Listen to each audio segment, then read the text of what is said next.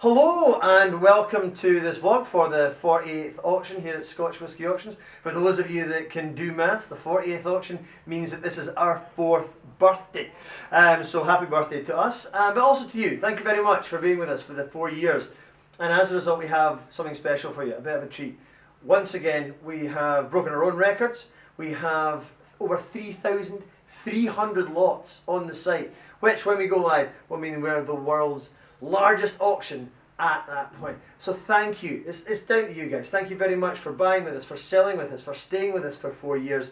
And we have some really special whiskies behind me just now, which I'm going to talk you through quite a lot because we've got over 3,300 lots in this auction. We're going to take you through a wee history of our favourite bottlings, our favourite the distilleries that have excited us in the last 4 years. But obviously, we can't go into all the detail for all the lots that we have, and it is a ludicrous auction in terms of the depth and the quality. In fact, due to some very odd maths and very rough maths, we have over a kilometre of whisky in this auction. If you stacked it all end to end, it would be over a kilometre long. That's the size of this auction, and that is our birthday presents to ourselves. But first of all, the bottles that are exciting us in this auction, we always start, Macallan, Gordon MacPhail, Kurosawa, Glenfarclas. These are the distilleries that you love, that we love, so that's what we're going to take us through, the big bottles that have been with us for the 4 years that we've been on the go. And first up we have Mortlach, that great Marmite distillery, although I'm very much on the pro side, a fabulous distillery, meaty distillery with its wonderful 2.81 distillation, and this one was distilled in 1936. So we've got, right off the bat, Second World War, incredible whisky there, bottled in the 1980s from Gordon MacPhail. Next up we have one of those distilleries that maybe doesn't get quite as much love as it should do, Glen Grant. Once one of the biggest selling single malts in the world, still in the top 10 biggest selling single malts in the world. The consistency and quality from that distillery is amazing, and this, again from Gordon MacPhail, is a 50-year-old Glen Grant. You don't get an awful lot of 50-year-old whiskies. Glen Grant and and Gordon MacPhail seem to have a very good habit of releasing them with a very good regularity. So here we have Gordon MacPhail, first up, 2 of our big bottles. Next up, Gordon MacPhail, Macallan. What can they produce? Well, they can produce this.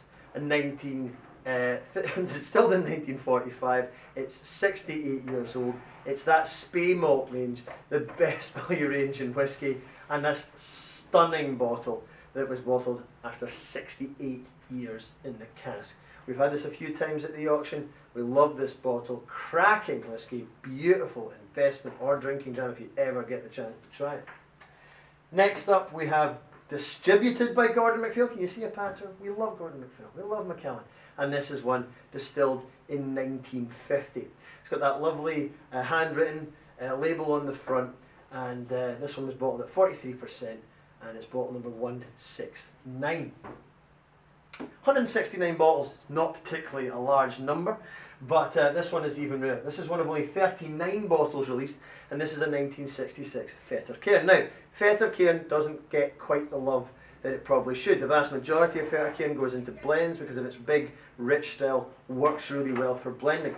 This was bottled as part of the Cirrus range by Mahesh Patel, and this one is 45 years old. And as I said, one of only 39 bottles ever released.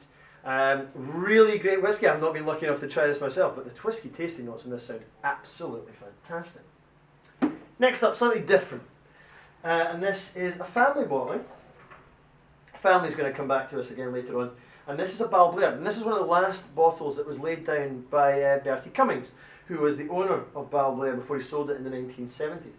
Now what you can see here is the label is a little skew with, a little squinty, as if this fine Balblair was enjoyed while the label was being put on, and that is in fact what happened. This is from a cask that was laid down for Bertie's grandson, and they souped it out of the cask with a Valinge, and obviously some of it was drunk. So as they were labelling the bottles, the labels got squintier and squintier as the day went on.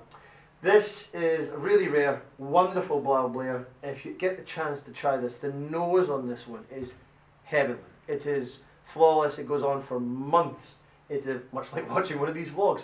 It is a great whisky, very rare, and a really great chance to try something that very few people in the world have been lucky enough to try.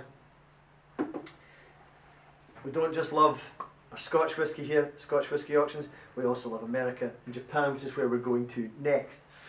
Probably my personal favourite bottle for the auction. This is a very old Fitzgerald, which was distilled in 1957.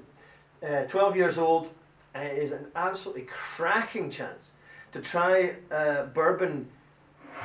The intensity of old bourbons, when they weren't being produced as heavily as they are now, is absolutely stunning. And with that little bit of time in the bottle aging, how much of that is a factor? The older bourbons I've tried always hit me with a big strawberry jam kind of note, really punchy fruit. So this one here is an absolutely stonking bottle, as I said, distilled in 1957. You know us, Scotch Whisky Auctions in Kurosawa, love the Kurosawa, it's exploded in the last few while. And what we have here is a fantastic collection. As one lot, we have the cocktail collection. This was bottled from Maison de Whisky, and it's consecutive years from 1981 up to 1984, and pictured on the front are different cocktail waiters, mixologists if you like, mixing cocktails using highballs, and these ones here, brilliant labels, and again it's Kurosawa, that distillery that's no longer producing whisky and yet is sending out bottles with a metronomic regularity. A brilliant lot is one. When you're all lined up, you can see the photographs obviously on the website. It looks fantastic with the wonderful art from Maison de Whisky on these labels. A cracking lot that's been entered as one. The reason we picked this one, as well as it being fantastic, is we have 58 bottles of Kurosawa in this auction. We have over 200 bottles of Macallan in this auction. This is a huge auction. This is a wonderful auction. But we've got the drinking jams, we've got the exciting stuff, but we've got depth. We've got real quality in this auction. It's absolutely stunning. You feel slightly breathless. This is an absolutely stellar auction. Finally, to wrap up the vlog before I ramble on a tiny bit more, we have Glenfarclas and their family casks. I said we'd come back to family. We have two family casks as different lots here, and they're both from 1954. We have another official Glenfarclas 1954. We've got one of those 40-year-old 105 Glenfarclases, 40 years old, still 60%. How do they do that? It's amazing. Anyway, fabulous quality from the family cask. This is distilled in 1954 and was bottled in the summer of 2014. So somewhere in the region of 60-year-old whisky, and we have two of them. This is an absolutely stellar jam from an absolutely stellar distillery. But ladies and gentlemen, I can't express enough how deep the quality goes. You keep talking about the size, Ian. Size isn't important. You're right. It's the motion of the ocean. So come in, have a look at the tsunami of Scotch that we have available for you. This is a cracking, cracking auction. Massive amounts of quality, and just have a look.